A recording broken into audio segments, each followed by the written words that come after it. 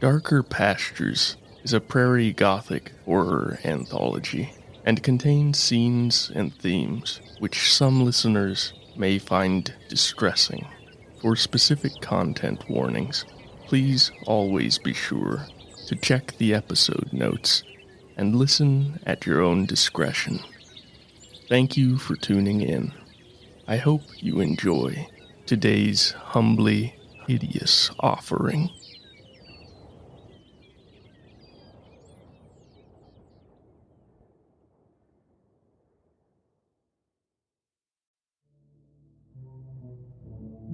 History can be a great teacher, but like many great teachers, she often goes utterly unheeded. Those who grasp greedily for power and wealth seldom learn that both are wild beasts, and that any hold upon them is both tenuous and full of peril. And there are many who are not so privileged, and yet still believe themselves safe from the follies of the rich and the powerful, believe themselves insulated from the consequences of their machinations. Some are even foolish enough to believe that mere virtue is a shield from misfortune, and often those same people are prone to grossly overestimate their own virtue. But sometimes, near the hour of midnight, under a bright moon, such delusions can be denuded down to their very bones, especially in darker pastures.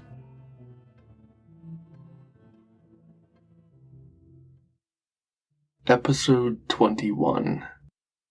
Beasts.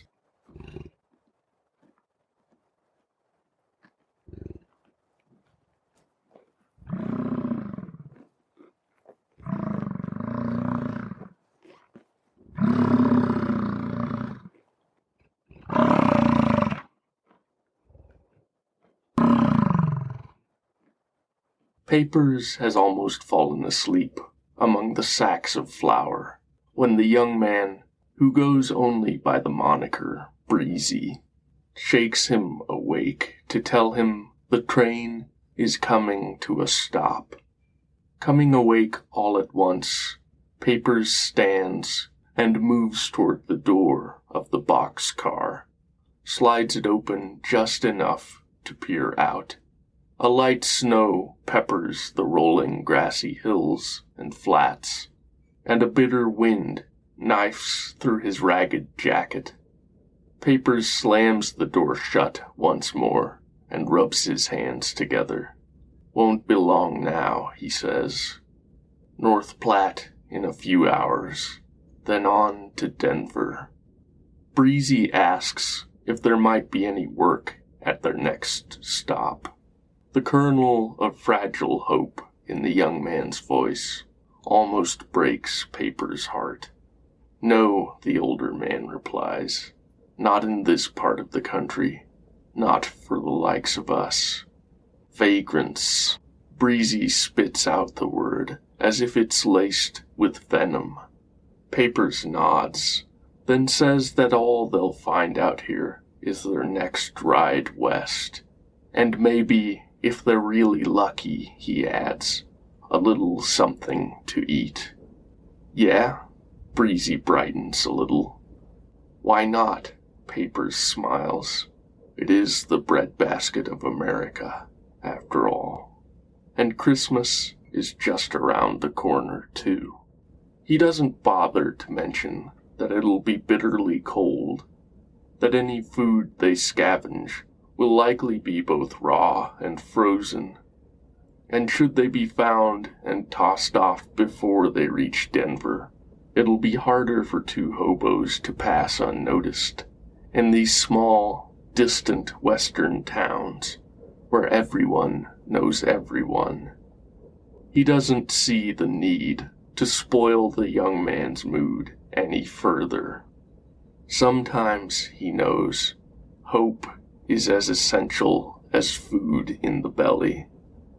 He's seen men who've lost all of the former, seen them lie down on the rails and wait for their final train to come and take them to that destination from which there is no return. The train slowly comes to a complete stop, and the two men wait in the dark for any sign that their boxcar will be inspected, unloaded, or uncoupled from the engine. The waiting is almost unbearable, both men crouched and poised to spring into motion should their ears tell them the worst. When, after about 40 minutes, the car slowly begins to move again, both men exhale in relief.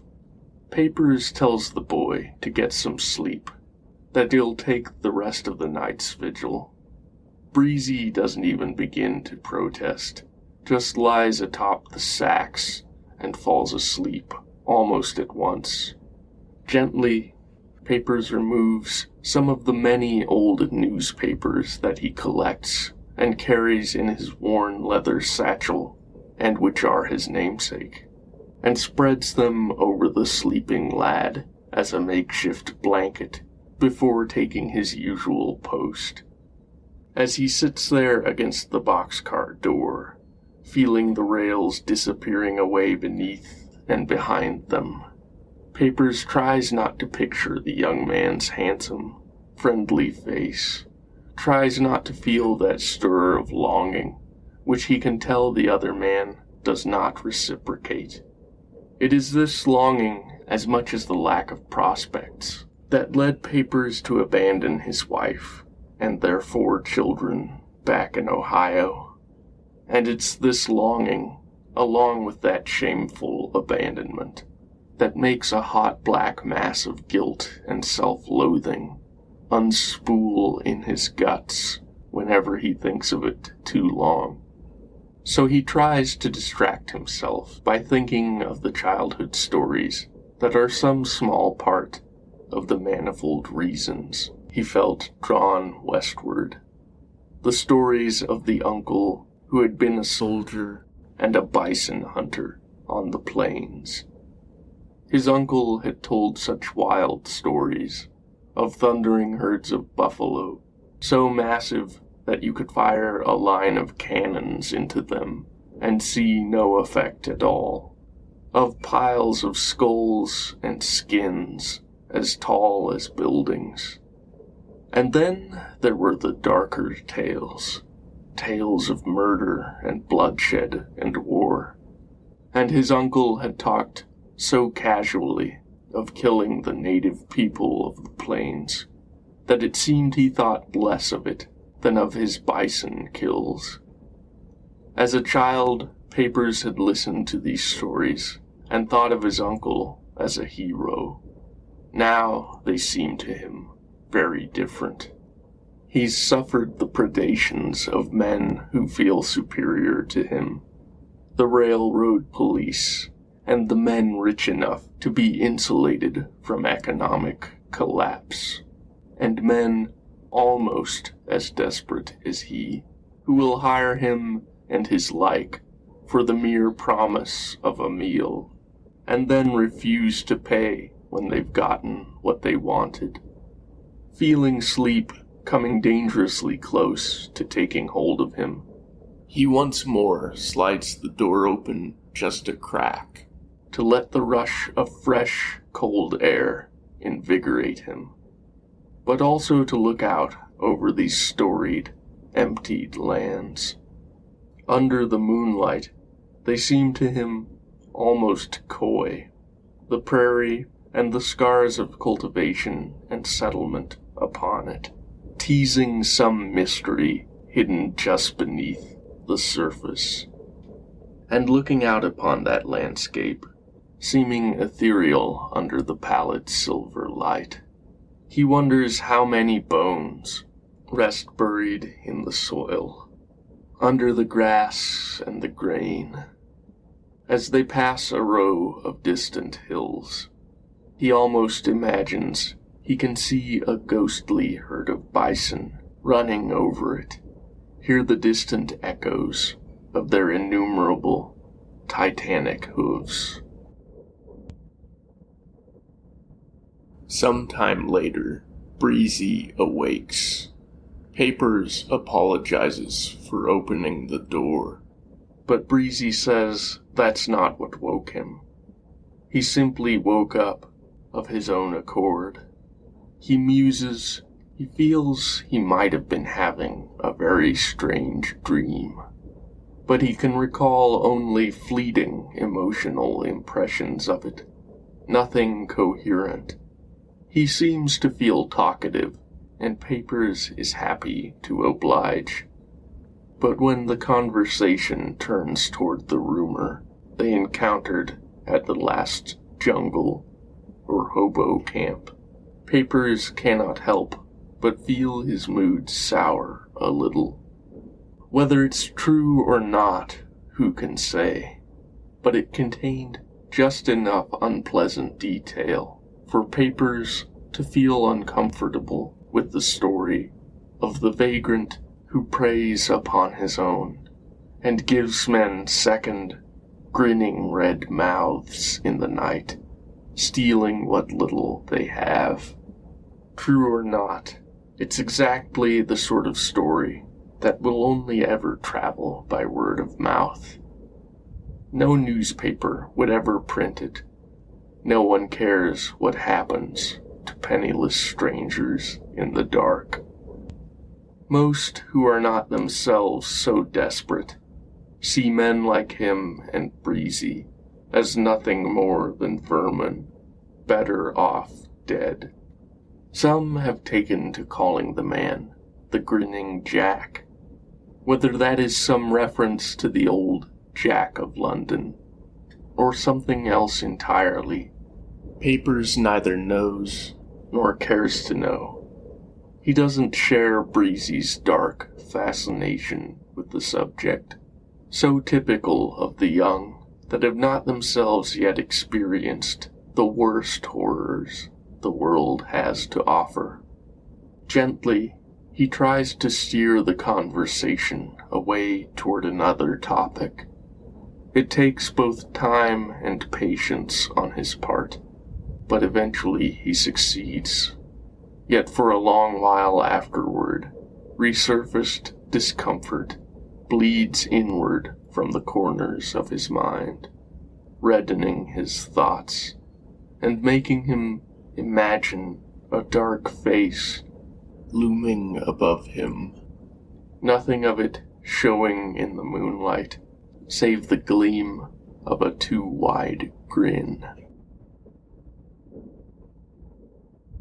They switch trains in North Platte, just as dawn is about to break.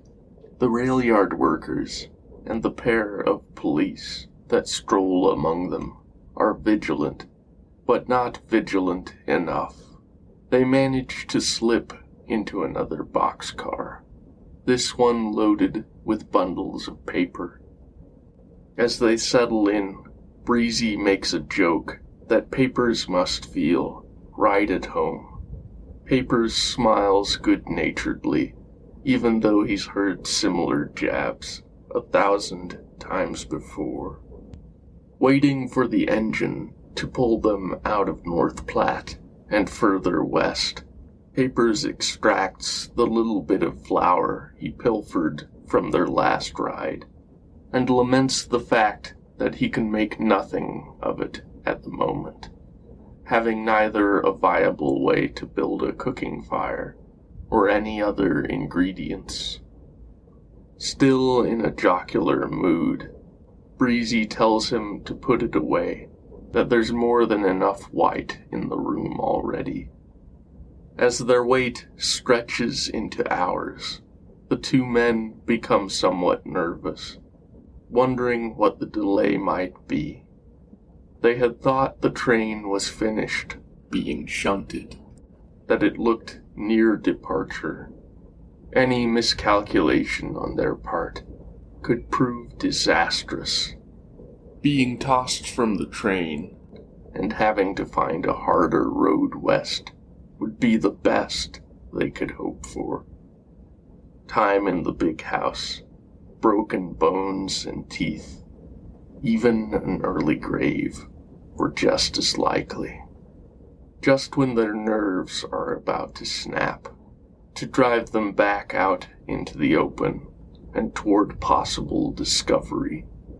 The train begins to slowly roll onward. Relieved, the men slip into an uneasy sleep. Breezy, this time, taking a seat with his back to the door, so that it cannot be opened without them knowing it. When Papers awakes again, his internal clock tells him that night has fallen once more, ready to take his turn at the watch. He moves toward Breezy, shakes him awake, and tells him to go make himself more comfortable in the warmer interior of the car, among the paper bundles. Nodding sleepily, the boy crawls away from the door and curls among the cargo, huddling into his worn jacket. Once more, Papers rolls the door open a mere crack, peering out into the darkness. The landscape has changed, growing even flatter now. Miles of grassland, swaying and rippling with the frigid November night wind. Papers begins to think of his uncle once more, of his tales. Sometimes he's wondered how much of those stories was simply exaggeration, and how much was simply relation of a world that no longer exists, a world that men like his uncle destroyed beyond all recall. The train passes a herd of lowing cattle, and for the briefest of instants, Papers thinks it might be some remnant of the old roaming buffalo, before he understands what he's looking at. The moon has passed briefly behind a cloud, plunging the world into a momentarily deeper darkness.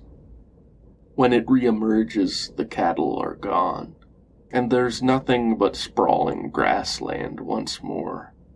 Not even the tiny twinkling lights of a distant town. But then, Papers thinks, he does see something.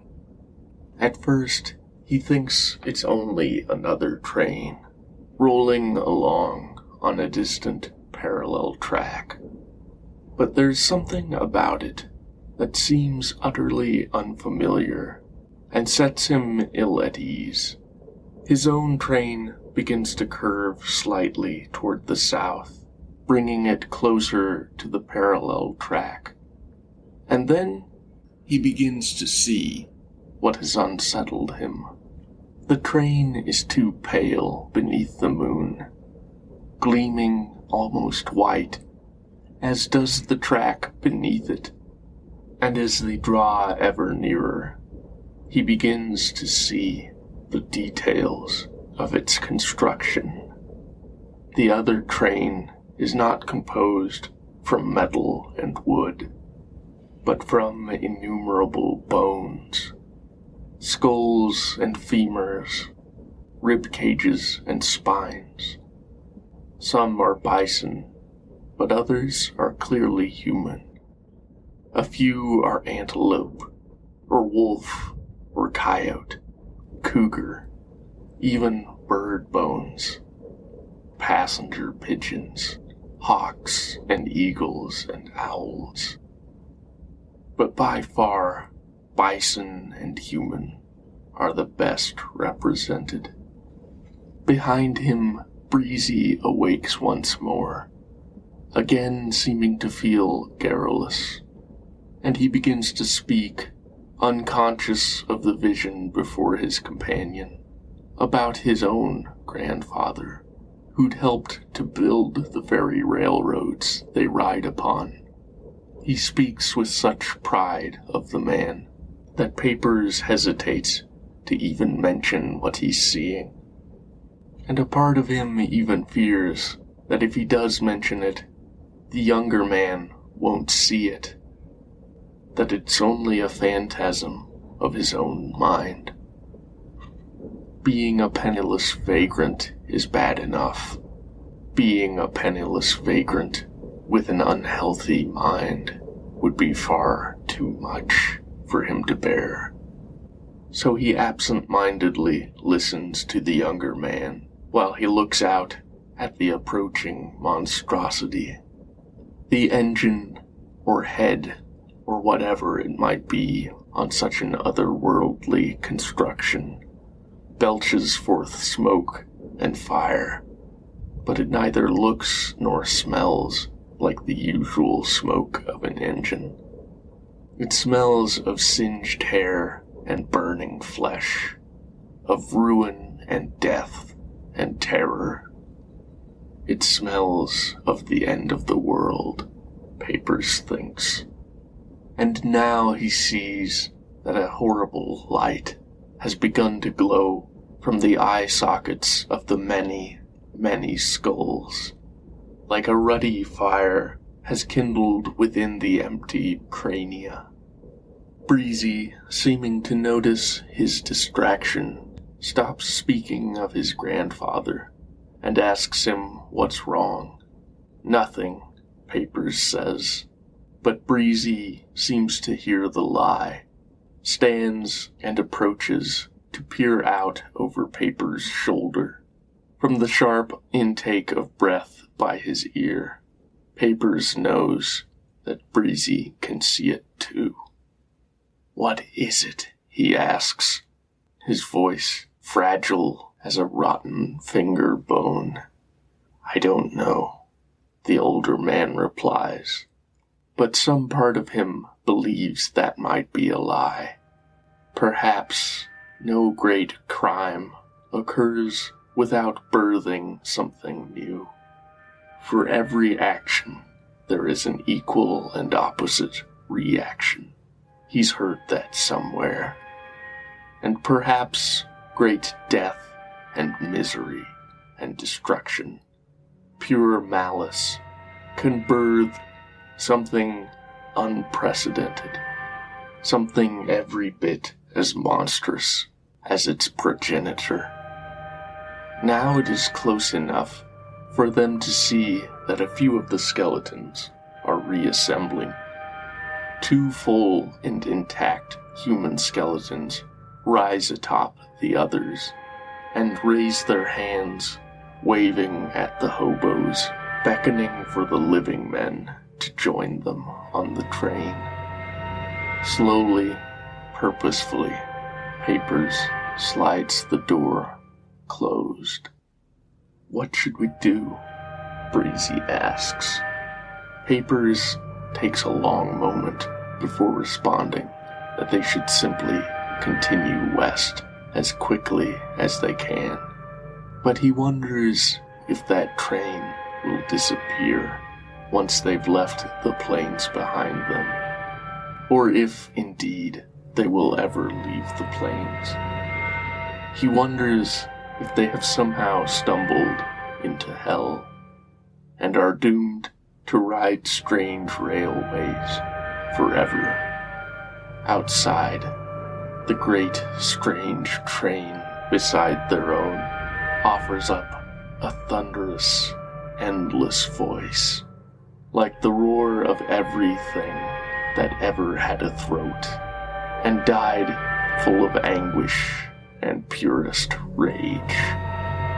The moon shines down like a too-wide grin in a shadow-shrouded face.